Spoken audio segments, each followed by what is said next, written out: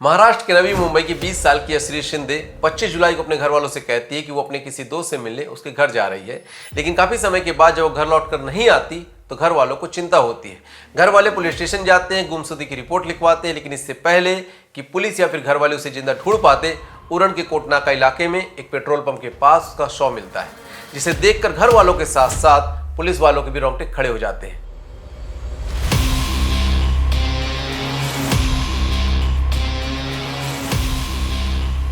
यशश्री शिंदे के शरीर पर जहां धारदार हथियार से कई घाव किए गए थे, वहीं उसके चेहरे को भी इतनी बुरी तरह से कुचल दिया गया था कि एक बार उसके घर वाले भी उसे पहचान नहीं पाए थे। यहां तक उसके प्राइवेट पार्ट को भी इतनी बुरी तरह से बिगाड़ दिया गया था कि हर कोई उसे देखकर सहम गया था। ये वो घटना है जिसने अभी हाल ही में पूरे महाराष्ट्र को हिलाकर रख दिया था, और ये घटना तब घटी जब यूपी में योगी सरकार लव जिहाद के खिलाफ एक कठोर बिल लेकर आ रही थी। अब चूंकि यशश्री शिंदे को मारने वाला एक मजहबी समाज का दाऊशेख था, तो कई हिंदू संगठनों ने इसे लव जिहाद से जोड़कर इसका विरोध प्रदर्शन भी किया। लेकिन वहीं दूसरी तरफ देश में कुछ ऐसे लोग भी हैं जो यशश्री वाली घटना को लव जिहाद से जोड़कर नहीं, उसे सिर्फ एक घटना मानते हैं। वो कहते हैं कि ये सिर्फ एक कल्पना है जिसे आरएसएस और बीजेपी वालों ने मुस्लिम समाज के लड़कों को बदनाम करने के लिए गढ़ा है। तो चलिए आज की वीडियो में समझते हैं कि क्या सच में लव जिहाद जैसा देश में कुछ चल भी रहा है, या ये सिर्फ एक कोरी कल्पना है। और आज का ये वीडियो आप सभी लोगों के लिए बहुत जरूरी है, इसलिए मैं आप लोगों से रिक्वेस्ट करूंगा कि इस वीडियो को अंत तक जरूर देखें, क्योंकि आज की वीडियो में हम 60 ऐसे विक्टिम्स लड़कियों के केसेस को भी एक्सप्लोर करने वाले हैं जिनके साथ यशश्री जैसी हैवानियत हुई है, और उसे करने वाले एक खास मजहबी समाज के लोग ही हैं। इसलिए इस वीडियो को अंत तक पूरा जरूर देखिएगा, ताकि आप लोग मजबूती के साथ अपना खुद का स्टैंड ले सके और कमेंट्स करके बता सके कि आखिर लव जिहाद क्या है, सच या फिर कल्पना।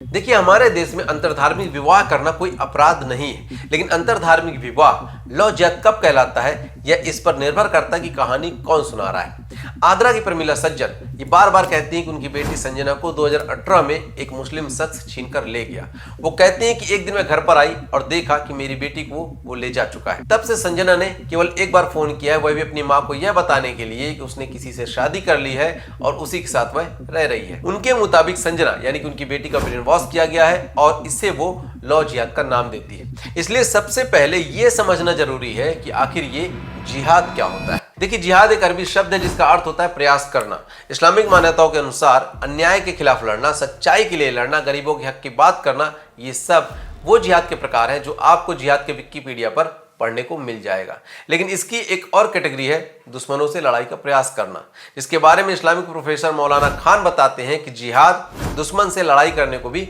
कहा जाता है। और आज आपको ऐसे बहुत सारे मौलानाओं के वीडियो इंटरनेट पर मिल जाएंगे जो इस्लामिक किताबों का हवाला देकर मुस्लिम युवकों को जिहाद के अलग अलग मायने बताते रहते हैं और उन्हें भड़काते रहते हैं। अब सवाल ये उठता है कि क्या किसी लड़की से झूठ बोलकर, अपनी पहचान छुपाकर, उसे प्यार के जाल में फंसाकर, बाद में उस पर धर्म परिवर्तन का दबाव बनाकर उसे मुस्लिम बनाना और उनकी बात ना मानने पर उसकी जीवन लीला को समाप्त कर देना भी जिहाद कहलाता है? तो 2018 के मेरठ की रहने वाली प्रिया और उसकी बेटी की इस रिपोर्ट को देखिए। गाजियाबाद की रहने वाली प्रिया अपनी शादी के कुछ सालों के बाद अपने पति से तलाक लेकर अपनी बेटी के साथ अपनी एक दोस्त चंचल चौधरी के घर पर रहने लगती है। तभी उसकी मुलाकात फेसबुक पर अमित गुज्जर नाम के एक शख्स से होती है, और फिर फेसबुक की दोस्ती प्यार में बदलती है और अमित शादी के झांसा देकर उसे मेरठ बुलाता है और प्रिया अपनी बेटी को साथ लेकर मेरठ चली जाती है, जहां कुछ दिनों के बाद उसे पता चलता है कि वो अमित गुज्जर नहीं बल्कि दिलशाद था और वो पहले से ही शादीशुदा था। और ये सारी बातें प्रिया अपनी गाजियाबाद वाली दोस्त चंचल के साथ शेयर करती थी। इसलिए जब 28 मार्च 2020 के बाद से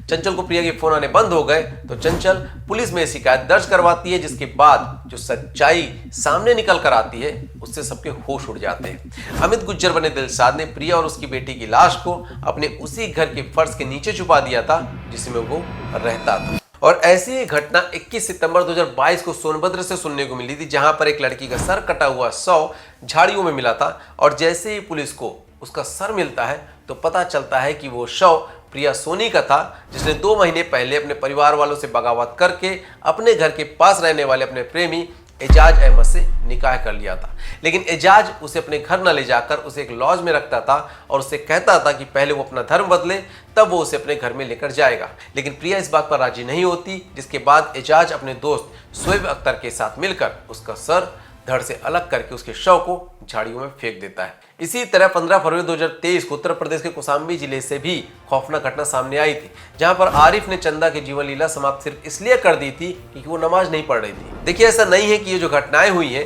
वो साल में 1-2 बार या फिर किसी राज्य के किसी कोने में अपवाद स्वरूप हुई है। सैकड़ों इस तरह के केसेस हर साल रजिस्टर हो रहे हैं, जहां पर कहीं आजम अज्जू बनकर किसी नाबालिग लड़की से पहले दोस्ती करता है, फिर उसकी अश्लील वीडियो बनाकर उसको ब्लैकमेल करता है, तो कहीं नसीम आकाश बनकर रोशनी जैसी लड़कियों को पहले अपने प्यार जाल में फंसाता है और फिर उन पर धर्म परिवर्तन का दबाव बनाकर उन्हें मुस्लिम बनाता है, या फिर उनकी बात न मानने पर उनकी जीवन लीला को भी समाप्त करता है। और इस तरह की ये पूरी लिस्ट है जिसमें टोटल 60 लड़कियों के नाम है जिनके साथ इसी तरह के कांड किए गए। आप वीडियो पॉज करके इन सब के नाम, डेट और जगह के नाम सब पढ़ सकते हैं। और अगर आपको इन सभी खबरों को क्रॉस चेक करना है तो मैंने डिस्क्रिप्शन में इस आर्टिकल का लिंक दिया है, आप उस लिंक पर क्लिक करके एक एक न्यूज को वेरीफाई कर सकते हैं। देखिए, कुछ लड़कियों के नाम तो आप लोगों ने सुना ही होगा, जैसे कि दिल्ली की साक्षी जो शाहिर की जिहादी मानसिकता की शिकार हुई थी, झारखंड की अंकिता जिसे शाहरुख ने पेट्रोल डालकर जिंदा जला दिया था, या फिर निकिता तोमार जिसे बीच सड़क पर तौसीफ और उसके दोस्त रहमान ने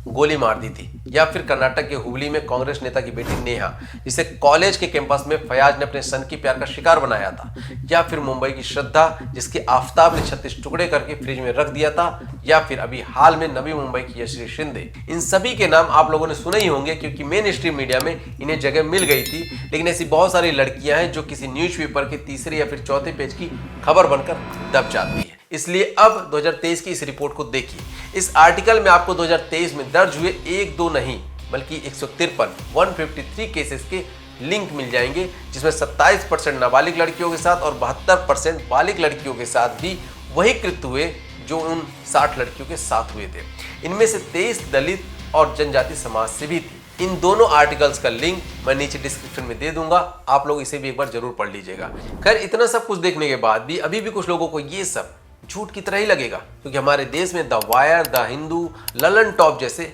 लेफ्टिस्ट मीडिया पोर्टल भी है जो अपने हेडलाइंस को कुछ इस तरह से लिखते हैं कि लोग भ्रमित हो जाते हैं और उनकी आधी अधूरी बात को ही सच मान लेते हैं। जैसे कि 2020 में आए गृह मंत्रालय की इस रिपोर्ट के हेडलाइंस को पढ़िए, जिसमें यह बताया जा रहा है कि गृह मंत्रालय के पास लव जिहाद का कोई डाटा ही नहीं है। लेकिन जब आप इस खबर को पूरा पढ़ेंगे या फिर गृह मंत्रालय के इस पत्र को पूरा पढ़ेंगे तो पता चलेगा कि वो सिर्फ केरल में हुए लव जिहाद के मामलों की बात कर रहे थे, क्योंकि उस वक्त वो सवाल कांग्रेस के मंत्री ने केरल के लिए पूछा था, ना कि पूरे देश के लिए। और इस पत्र में गृह मंत्रालय ने जवाब देते हुए साफ साफ लिखा है कि